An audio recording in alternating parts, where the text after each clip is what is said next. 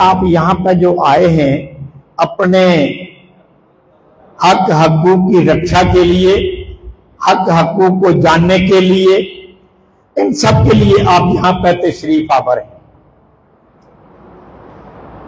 जहां तक आज मे डे का फंक्शन हम जो सेलिब्रेट कर रहे हैं, आप सामने बोर्ड के ऊपर पढ़ रहे हैं कि 1886 4 मई को शिकागो यूएस में जब मजदूरों के ऊपर अत्याचार हुआ था, उस दिन जो बहनें, बच्चियां, मर्द जो भी थे उस एजुकेशन के अंदर पुरअमन स्ट्रगल के बीच में, उन्होंने उस वक्त अपने खून से रंगा हुआ कपड़ा हाथ में लेके नारा लगाया था कि हमारी ये कुर्बानी जाया नहीं होगी। ये सिर्फ यूएस में नहीं बल्कि पूरी दुनिया में इसको मे डे के तौर पर मनाया जाएगा और लोगों की हक हकूक की बातचीत की जाएगी। ये उस वक्त नारा लगाया था। ये जो आप देखते हैं, ये जो एपेक C2 के झंडे आप देखते हैं लाल हैं, तो लाल झंडे का निशान जो है बेसिकली ये शिकागो की वो शहीदों के खून का लाल झंडा था वो। लेकिन इसको हम उसी तरीके से, हम भी तो मजदूर हैं, तो उसी तरीके से हम भी इसको मनाते हैं।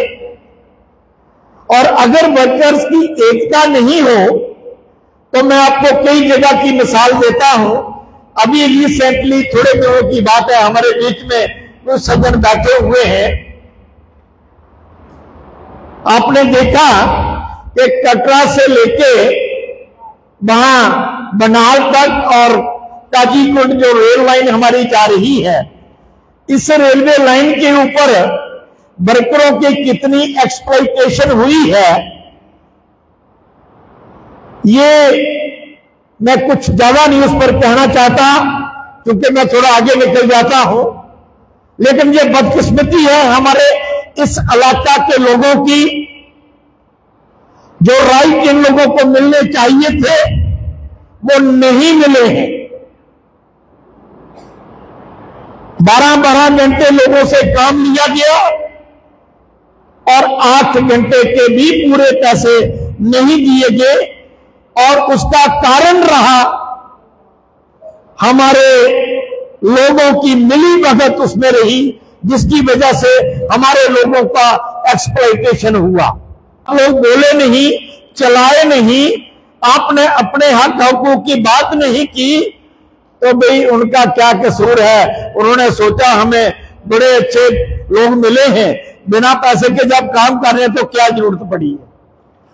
लास्ट में हमारे पास यहां पर ये जो गुन्नी में टनल का लास्ट काम चल रहा था, उसमें मैं ये कहूंगा कि हमारे 2-3 लोगों ने और उस कंपनी को वो किसी वर्कर के साथ गलत बिहेवियर करने की करोड़ों रुपए की महंगी पड़ी उसकी बातचीत, और वर्करों को वो पैसा देना पड़ा। लाखों रुपए वर्कर लेके घर गया, जिसकी जेब में एक नया पैसा नहीं जाना था। वो बिल्कुल खाली घर को भेजने थे। अगर हम उसमें इंटरफेयर नहीं करते, किसी वर्कर को 1.5 लाख मिला, किसी को 2 मिला, किसी को 4 मिला, जितनी जितनी दिहाड़ियां लगाई थी ग्रेच्युटी उनको दवाई। हमने हिंदुस्तान का नहीं दुनिया का रिकॉर्ड तोड़ा। प्रोविडेंट फंड बगैर कंट्रीब्यूशन के आज दुनिया में किसी वर्कर को नहीं मिला होगा। वो हमने अपनी यूनियन के झंडे तले उस कंपनी के वर्कर को employees provident fund matching contribution बिना एम्प्लॉय की कंट्रीब्यूशन के कैश मिलवाया। ये बहुत बड़ी बात है, लेकिन छोटी सी बात नहीं है। और वो कुछ आप लोगों की कृपा थी, और मैंने जिन लोगों से सीखा है मैं उनके चरणों में नतमस्तक हूं। मुंशीराम सलालिया ने जब ट्रेड यूनियनिज्म ज्वाइन किया था तो कोरा कागज था, बिल्कुल सफेद कागज की तरह था। इसके ऊपर अगर कुछ लिखा गया तो लोगों ने लिखा इसके ऊपर, आपने लिखा इसके ऊपर, और जो आपने इसके ऊपर लिखा उसका लोगों को बेनिफिट मिलता है। आज मैडम जी बैठी है जहां पे जुडिशियल पावर रखती है, जज की पावर, टाइम तो देना पड़ता है, मेहनत करनी पड़ती है। और जो स्कीमों के बारे में बात की, आपको पता J&K building construction workers welfare board ने ये जो मैरिज असिस्टेंस है 25,000 के ऊपर शुरू की और बाद में बंद कर दी।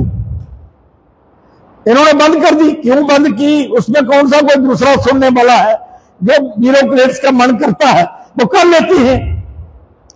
पिछले दिनों जैसे आज आप इकट्ठे हुए हो, इसी तरह से हमने रियासी में प्रोग्राम किया, आप सबको बुलाया, हमने एक मेमोरेंडम दिया गवर्नर साहब को, LG को, तो डिप्टी कमिश्नर रियासी हमने मेमोरेंडम दिया जिसमें हमने डिमांड की कि एक तो चिल्ड्रन एजुकेशन देते ही है, आप मैरिज असिस्टेंस स्कीम को लागू करें और 25,000 के बजाय 50,000 इसको किया जाए।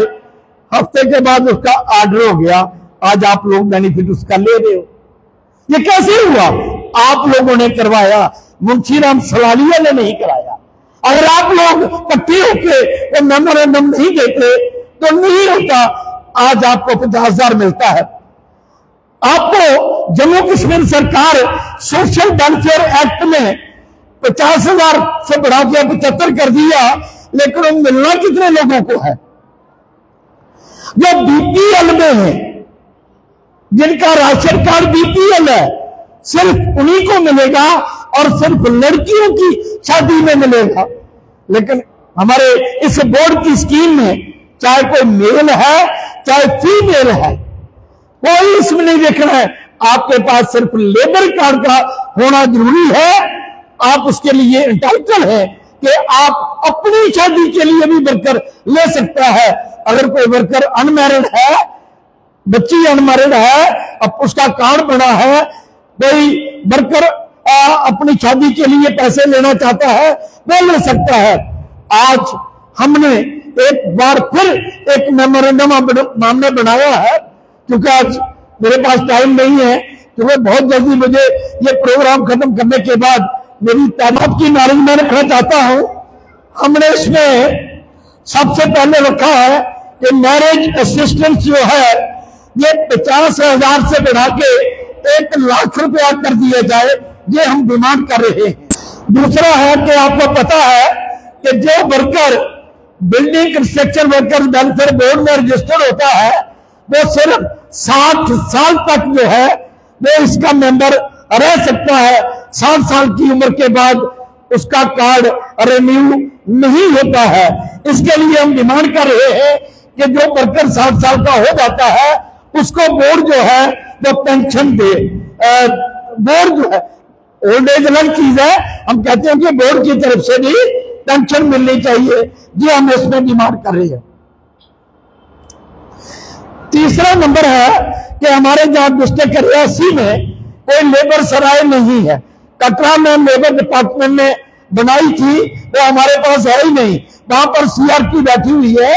हम इसमें डिमांड कर रहे हैं कि डिस्ट्रिक्ट हेडक्वार्टर रियासी में, जहां पर गुलाबगढ़ से लोग आ रहे हैं, रमसू से आ रहे हैं, बमार से आ रहे हैं, दूर दराज से लोग आते हैं, उनको जब रहना पड़ता है कोई जगह नहीं है। हम चाहते हैं कि डिस्ट्रिक्ट हेडक्वार्टर में लेबर सराय बनाई जानी चाहिए। दूसरा तो चौथा नंबर हमारा पॉइंट है कि इसमें ये जो बोर्ड होता है स्टेट का, ये कोई हम कोई भीख नहीं मांग रहे हैं, हम इसमें रख रहे हैं sorry building construction workers welfare act जो है उसमें जो बोर्ड कॉन्स्टिट्यूट करने का प्रोविजन है उसमें ट्रेड यूनियन को नुमाइंदगी दी जाती है। हम उसमें मांग कर रहे हैं कि बोर्ड के अंदर ट्रेड यूनियन के नुमाइंदों को नुमाइंदगी दी जाए ताकि लोगों की बात बोर्ड के अंदर भी रखी जा सके। आपकी बात करने वाला उस बोर्ड में अगर बैठा होगा तो बहुत सारी बातें हम क्लियर कर सकते हैं। 5वां नंबर हमारा पॉइंट है कि जो एम्प्लॉइज इन्होंने बोर्ड के एम्प्लॉइज रखे हैं, ये एम्प्लॉइज जो हैं ये ऐसे ही रखे हैं, उधार के रखे हैं इन्होंने।